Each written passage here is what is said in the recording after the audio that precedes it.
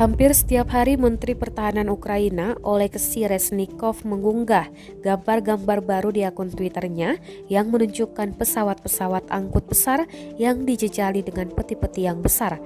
Isinya adalah senjata dan amunisi yang dikirim terutama dari Amerika Serikat dan Inggris ke Ukraina. Senjata-senjata itu terutama untuk memperkuat sistem pertahanan Ukraina untuk menangkis serangan pasukan Rusia yang sejak berhari-hari menumpuk di perbatasan dengan persenjataan mutakhir.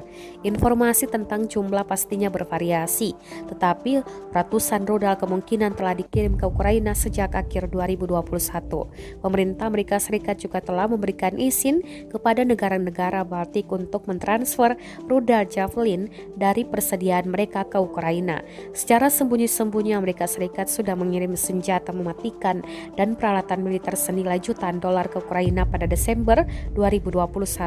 Hal itu pun pernah diungkap The Washington Post yang melaporkan mengutip akuntansi transfer dan perjualan yang tidak diklasifikasikan.